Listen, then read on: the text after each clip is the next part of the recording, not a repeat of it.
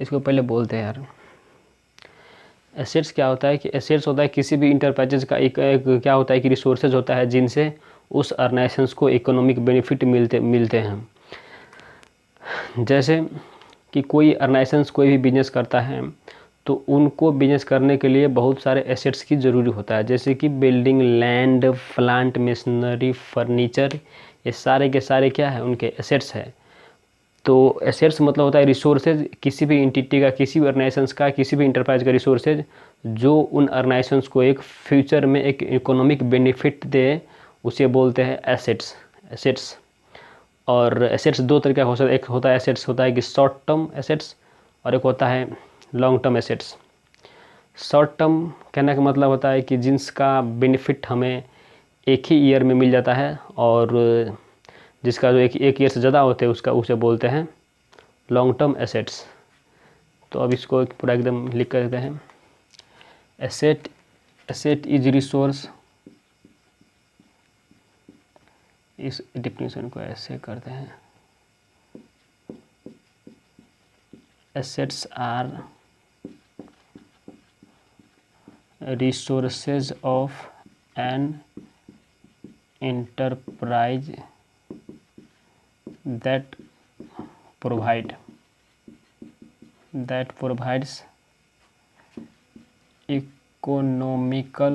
economical benefit. Assets are resources of an enterprise that provides economical benefit towards the entity लिखते हैं, यही है। तो किसी भी बिजनेस को एक बेनिफिट, एक इकोनॉमिक बेनिफिट मतलब बेनिफिट कमाने के लिए जिस भी रिसोर्स का एक एंटिटी के पास होगा वो उसके उस एंटिटी के एसेट्स कहलाएंगे। जैसे मान लो कोई एक बिजनेस एंटिटी है, बिजनेस एंटिटी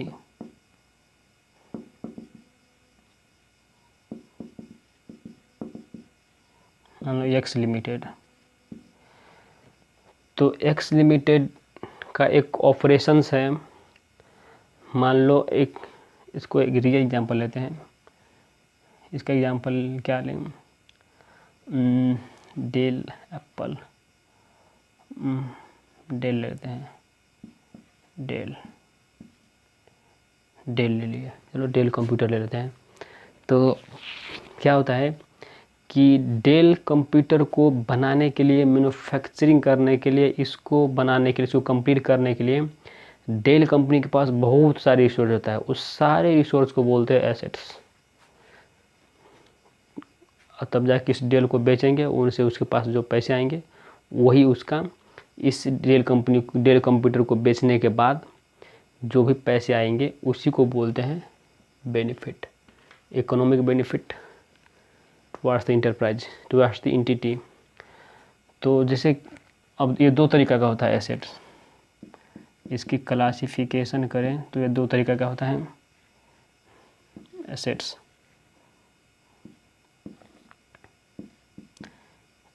एक होता है शॉर्ट टर्म एसेट, इसको शॉर्ट टर्म लिखते हैं करंट एसेट,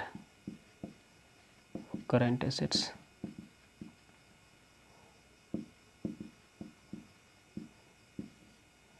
एक होता है फिक्स एसेट्स, फिक्स एसेट्स।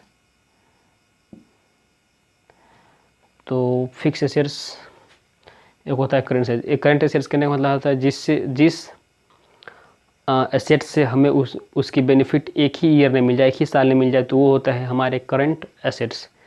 जैसे कैश, अभी बोला था ना, डेटर,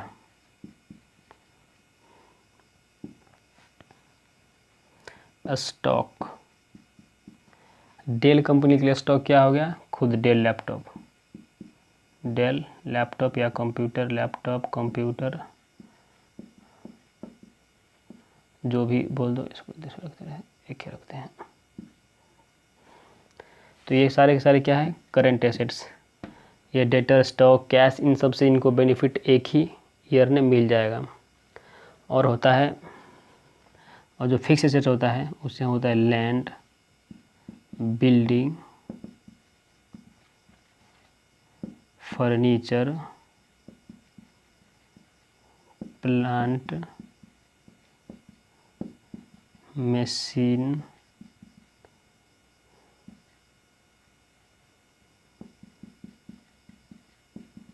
मशीन से होता है मशीनरी, और भी चीज़ें हैं, और भी कितना बोली टी सी लिखते हैं, इधर भी टी सी।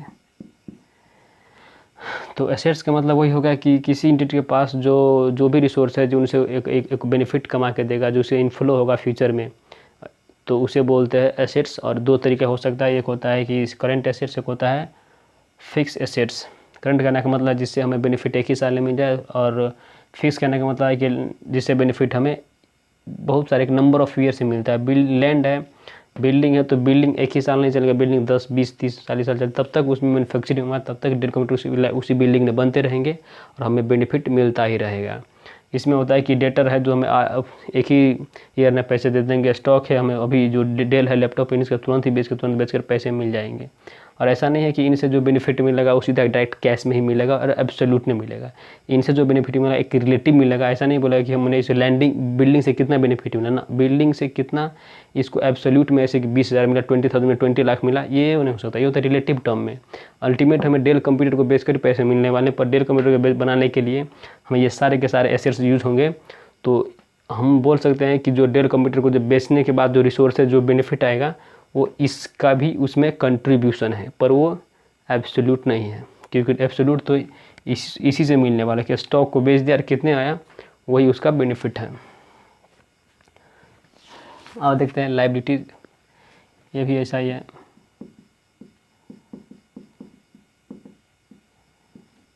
लायबिलिटीज क्या होता है कि कोई भी ऑर्गेनाइजेशंस दुनिया में बिजनेस करते हैं, धंधे करते हैं, उनको चाहिए होते हैं पैसे, और वो पैसे उसका लाने के पास बहुत सारे सोर्स हो सकते हैं, जैसे लोन, टर्म लोन, बहुत सारे फाइनेंशियल इंस्टीट्यूट से वो लोन लेते हैं। तो ये होता है कि लायबिलिटीज होता है, इट इज एन ऑब्लिगेशन और डेट। यस करते हैं, डेट्स। ऑब्लिगेशन, डेट्स का मतलब होता है कि हमें किसी से फ्यूचर की लोन लिया है, लॉन्ग टर्म, शॉर्ट टर्म, कुछ भी हो सकता है। और ऑब्लिगेशन होता है कि हमें उनको पैसे देने पड़ेंगे। तो लायबिलिटी कहने का मतलब होता है कि हमें किसी न किसी व्यक्ति और इंटरप्राइजेज को फ्यूचर में हमारी एक बाध्यता है कि हमें उनको पैसे पेमेंट करने पड़ेंगे, उसे हमें एक रिसोर्सेज देने पड़ेंगे, या तो कैश में और एसेट्स और काइंड में, कुछ भी हो सकता है, वो हमारे लायबिलिटीज है।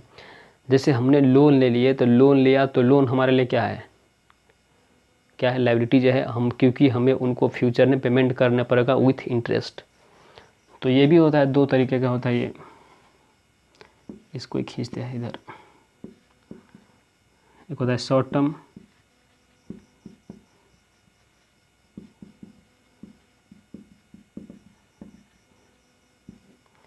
एक होता है लॉन्ग टर्म,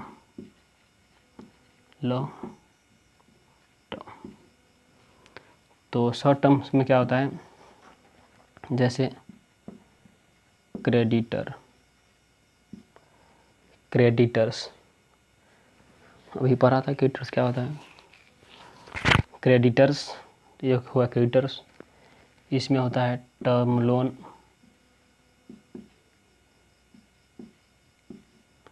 कहने का मतलब है कि जिसका पेमेंट हम सिर्फ एक ही ईयर में कर दें, वो होता है शॉर्ट टर्म, और जिनका पेमेंट मोर देन एक ईयर से ज़्यादा हो, वो होता है लॉन्ग टर्म। तो इसका बहुत सारे एग्जांपल है, पर वो एग्जांपल थोड़ा ज़्यादा टेक्निकल हो जाएगा, इसको इसलिए शॉर्ट एकदम जो वर्ड पहले मालूम है उसी को मैंने यहाँ पर लिखा है, उसको भी यहाँ पर लिखा है। टर्म लोन जो ज़्यादा एक साल से ज़्यादा तक होता है, इसीलिए एकदम शॉर्ट लिखते हैं। बाकी कभी जो टेक्निकल वर्ड आ जाए तो उसको वहीं पर एक्सप्लेन कर देंगे। अब दूसरा होता है कि अब देख लेते हैं कि एक प्रॉफिट क्या होता है और लॉस क्या होता है। तो प्रॉफिट क्या है, प्रॉफिट का सिंपली मीनिंग होता है कि हमें सेल्स माइनस कॉस्ट। कभी भी प्रॉफिट हो तो यही समझना कि सेल माइनस कॉस्ट। तो सेल क्या होता है और कॉस्ट क्या होता है। सेल तो देख ली क्या होता है कि किसी भी तरीका का रिवेन्यू जनरेट करने के लिए, और फिर रिवेन्यू भी सिखाऊंगा इसके बाद। रिवेन्यू देखते हैं, रिवेन्यू तो रिवेन्यू का होता है कि राजस्व इसको बोलते हैं। रिवेन्यू का मतलब होता है हमें जो किसी भी फॉर्म में हमें बेनिफिट मिले। जैसे हमने सेल किया तो सेल से जो इनफ्लो ऑफ कैश होगा वो क्या है, रिवेन्यू। जैसे हमने किसी कंपनी में इन्वेस्ट किए, वहाँ से हमें इंटरेस्ट मिला, डिविडेंड मिला, रॉयल्टीज मिला, कमीशन मिला, ये सारे क्या है, रिवेन्यूज है। तो रिवेन्यू दो तरीके का होता है, वो भी उसको दो तरीके समझते हैं। रिवेन्यू फ्रॉम सेल और अदर्स। तो रिवेन्यू फ्रॉम सेल कहने का मतलब है कि हमने उसको जो गुड्स बेच दिया है तो वहाँ उससे जो मिलेगा रिसोर्सेज, मतलब जो कैश मिलेगा, जो हमारी इनफ्लो होगा, इनफ्लो ऑफ कैश होगा, उसे बोलते हैं रिवेन्यू। और दूसरा होता है अदर्स। अदर्स में होता है कमीशन, एक कमीशन। ये कौन सा कमीशन हो गया, अरे यार, कमीशन। एक होता है कमीशन। कमीशन कहने का मतलब होता है कि हमने किसी को, कोई किसी का काम था, हमने उसको उस काम में हेल्प कर दिए, उसके बदले हमें कुछ उससे रिटर्न मिलेगा, उसे बोलते हैं कमीशन। जैसे बहुत सारे लोग को एजेंट होता है, जैसे प्रॉपर्टी डीलर, वो कमीशन पर काम करते हैं। क्योंकि वो देखो यार, किसी बिल्डिंग किसी का, रहने वाले कोई इसको रखने वाले कोई, किस घर किसी का, एक रहने वाला कोई, ये दोनों के बीच में जो एजेंट मिलाते हैं ना, प्रॉपर्टी एजेंट, तो उनको, उन दोनों के बीच में जो कनेक्शन के लिए, उन दोनों के बीच को जोड़ने के लिए, डीलिंग करने के लिए एक थर्ड पर्सन आता है, ऐसे एजेंट कभी भी। तो वो इनसे एक चार्ज करते हैं, दोनों से चार्ज करते हैं, जो रेंट पर रहने आ रहे हो और जो रेंट पर लगाते हैं, वो दोनों से एक सर्टेन अमाउंट चार्ज करते हैं। वो क्या है, कमीशन का एग्जाम्पल है। वो है कमीशन। एक होता है डिविडेंड। डिविडेंड क्या होता है, जब हम किसी भी कंपनी में इन्वेस्ट करते हैं शेयर के फॉर्म में, हम उसी कंपनी का कुछ ना कुछ मालिकाना हिस्सा, मतलब जैसे शेयर, उसको खरीद लिए, जैसे 2% 1% शेयर खरीद लिया किसी का, 10 शेयर 50 शेयर 100 शेयर खरीद लिए, तो कंपनी हर एक साल या कभी भी 6 महीने, साल, और कभी न कभी अपने अपने शेयर होल्डर्स को डिविडेंड देते हैं। कहने का मतलब है उस इन्वेस्टमेंट के ऊपर उसे कुछ रिटर्न देते हैं, उसे बोलते हैं डिविडेंड। एक होता है रॉयल्टीज। रॉयल्टीज क्या होता है, एग्जाम्पल समझते हैं। जैसे किसी ने बुक्स लिखा है, तो अब उस बुक्स जिसने लिखा है, और वो तो लिख दिया एक बार, पेपर लिया और पेन लिया, उसको लिख दिया, पर उसको प्रिंट कोई करवाता है और बेचता कोई है। तो वहाँ से जो बिकेगा प्रिंट बुक्स, तो उनसे कुछ परसेंटेज और कुछ एग्रीड अमाउंट होता है, जो अग्रीमेंट होता है दो बीच के, सेलर के बीच में और जो बुक्स के लिखते हैं उसको बीच में। तो उन दोनों के बीच में एग्रीमेंट होता है, जैसे 2% 4%, जैसे 100 का, यदि वो बुक, मान लो कि वो बुक है 100 रुपये का, तो 2% उसे रॉयल्टी, जो उसने बुक फर्स्ट बार जो उसने बुक लिखा होगा उसे मिलेगा। तो वो भी है एक रॉयल्टी का एक एग्जाम्पल है। जैसे 3 इडियट मूवी लिखा था चेतन भगत ने, हाफ गर्लफ्रेंड लिखा था चेतन भगत में, तो वो मूवीज़ तो चला कहीं और, देखा किसने, कमाया किसने, पर जिसने लिखा उसे भी तो कुछ मिलना चाहिए। तो उसे जो मिलेगा, जिस फॉर्म में जो रिसोर्सेज मिलेगा उनसे, जो इनफ्लो ऑफ कैश होगा, उसे क्या बोलते हैं, रॉयल्टीज। तो और भी है इसका, तो अभी इतना ही रखते हैं। तो कभी भी कोई कभी पूछ दे कि रेवेन्यूज का मतलब क्या होता है, तो रेवेन्यूज का एक बोल देना कि रेवेन्यू का मतलब सेल होता है। ये सारे के सारे सेल्स का ही फॉर्म है, पर ये अलग से है, ये गुड्स से आता है, सेल फ्रॉम गुड्स, और ये इसमें गुड्स भी है, कुछ ना भी हो सकता है, तो ये इसमें तो कोई इसका कोई ये सारी कोई एक्टिविटीज नहीं, इसका तो काम ही यही है, प्रिंसिपल रेवेन्यू जनरेटिंग एक्टिविटीज है। तो वहाँ से आता है तो बोलते हैं ये सिर्फ फ्रॉम सेल्स हुआ है, बाकी अदर्स है। तो कभी भी कोई पूछे कि क्या होता है रेवेन्यूज क्या होता है, रेवेन्यू मतलब सेल होता है, बस उसको ज़्यादा बोलने का नहीं, सेल होता है ना। जैसे प्रॉफिट क्या होता है, प्रॉफिट का मतलब होता है सेल माइनस कॉस्ट। और सेल क्या है, सेल क्या है, हमें जो रिवेन्यूज आएंगे उसी को सेल बोलते हैं। तो हमें किसी चीज़ की कोई बेनिफिट कमाने के लिए, कोई इनफ्लो कमाने के लिए, कोई रिसोर्सेज को कमाने के लिए जितने सारे एक्सपेंसेस होते हैं हम उसको लेस कर देते हैं, तो उसे बोलते हैं उसके बाद जो रिजल्ट आएगा, यदि पॉजिटिव आया तो प्रॉफिट, नेगेटिव आया तो लॉस। तो मान लो हमने 100 में कोई सामान बेच दिए और जिसको बेचने में हमें उसका कॉस्ट कितना लग गया, 80। मतलब इन मार्कर को हमने 100 रुपये में बेच दिए, पर इन मार्कर को बेचने तक का जितने भी खर्चा है, इस मार्कर को बेचने तक का, इसे बनाने से लेके बेचने तक का जितने खर्चा है सारे को सारे लेस कर दिए। तो उसके बाद ये 20 पॉजिटिव आया है ना, इसे बोलते हैं प्रॉफिट। और यदि ये मान लो नेगेटिव आ गया, एग्जाम्पल इस साइड लेते हैं, उल्टा इसको लिखते हैं। मान लो इसका सेल था ये,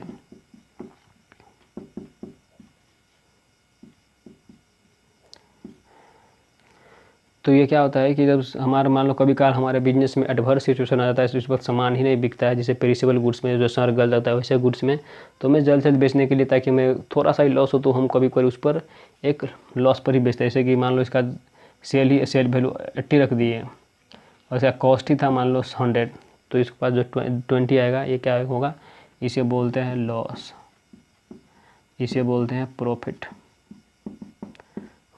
और ये कहाँ से आता है, ये होता है सेल गुड्स को सेल्स करके, हमारे जो प्रिंसिपल रेवेन्यू एक्टिविटीज़ है उनको।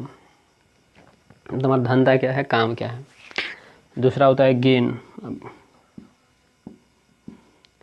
गेन क्या होता है, जो हमारा प्रिंसिपल एक्टिविटीज़ तो नहीं होता, जैसे गुड्स को बेचना, स्टॉक्स को बेचना, मार्कर को बेचना। मान लो मेरे पास कोई विषय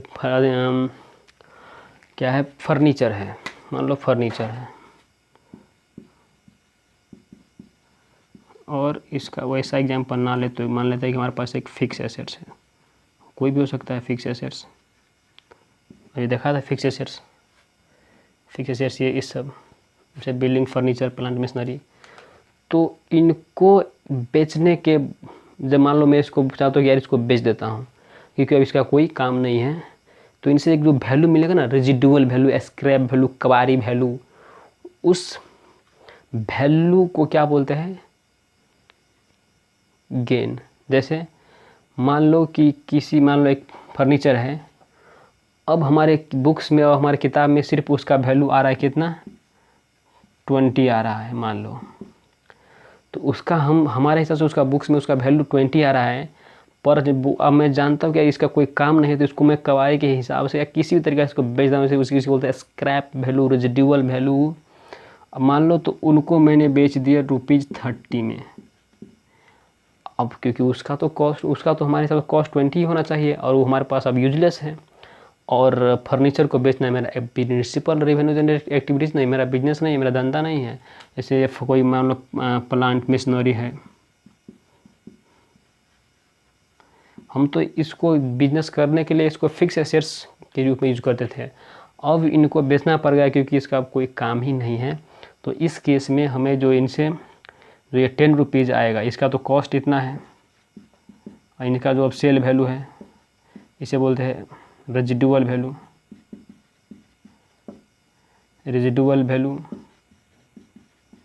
या स्क्रैप वैल्यू। तो रेजिडुअल वैल्यू, स्क्रैप वैल्यू, तो इनसे जो हमारे पास जो 10 रुपये का बेनिफिट आया है इसे बोलते हैं गेन। अब समझ में आया कि प्रॉफिट क्या होता है, गेन क्या होता है। प्रॉफिट होता है जो हमारे जो प्रिंसिपल रेवेन्यू जनरेटिंग एक्टिविटीज़ है वहाँ से जो हमारे पास एक सेल और कॉस्ट में जो डिफरेंस आता है, पॉजिटिव है तो प्रॉफिट, नेगेटिव है तो लॉस। और गेन क्या होता है, गेन होता है कि हमने हमारे जो फिक्स एसेट्स है कोई other than revenue generating activities है उसको किया और वहाँ से कोई बेनिफिट मिल गया, तो वो हमारे क्या है,